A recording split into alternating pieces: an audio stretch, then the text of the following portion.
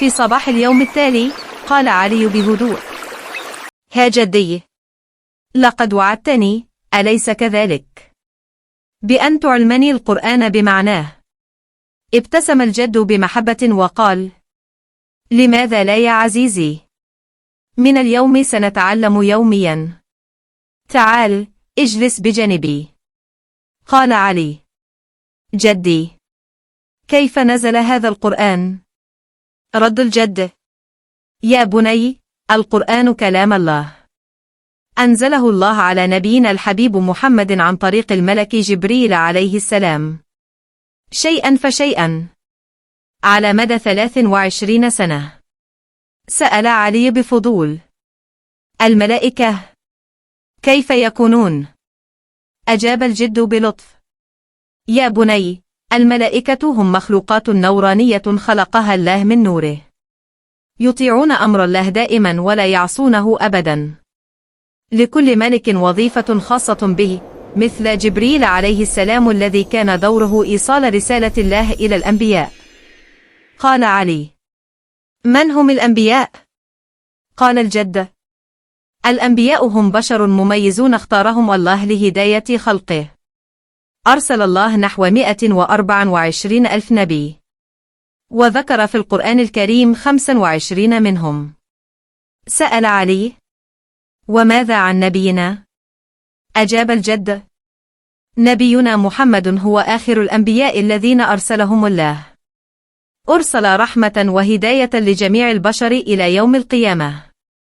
قال علي: القيامة ما هي؟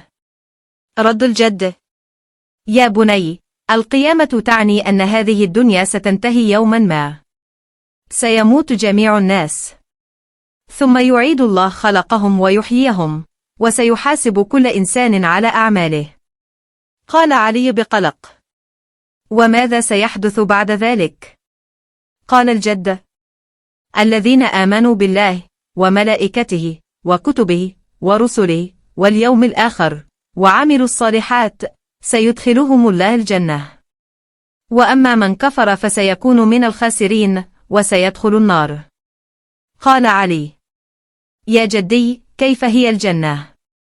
رد الجد: يا بني، الجنة مكان جميل جدا، فيها سعادة، سلام، نور، جنات، أنهار، ورضا الله كلها. ثم قال علي بهدوء: وماذا عن النار؟ صمت الجد قليلا ثم قال: النار مكان مؤلم، فيها الندم، الظلام، والعذاب. سأل علي: جدي، كيف سنتعرف على كل هذه الأمور؟ ما الذي يجب علينا فعله وما لا يجب؟ قال الجد بمحبة: يا بني، كل شيء في القرآن، القرآن يجيب على كل أسئلتك. قال علي بصدق: فإذا أردت أن أصبح صديقا لله حقا، فهل ينبغي أن أقرأ القرآن من قلبي؟ أجاب الجد بعيون لامعة: بالتأكيد يا بني، اقرأ القرآن وكأنه ينزل على صدرك، إن شاء الله سيفتح الله قلبك ويملأك بنور الإيمان. قال علي بعزم: يا جدي، أعدك، سأقرأ القرآن دائما من قلبي. قال الجد وهو يدعو: يا الله، أرزقنا جميعا نور الهداية، آمين. القرآن ليس كتابا فحسب، بل هو رسالة حياة، نور يرشد القلوب الضائعة.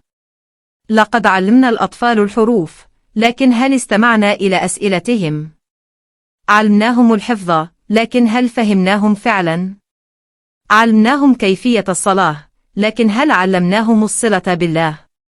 علي اليوم طرح أسئلة، وغدا طفل آخر سيبحث عن نفس الإجابات. وإذا لم نقدم له الوقت والمحبة وفتحنا له باب القرآن، فقد يغلق هذا الباب إلى الأبد.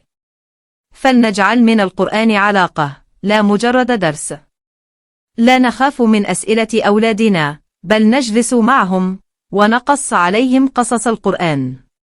فمن عرف القرآن من قلبه سيمشي بنور على كل منعطف في الحياة.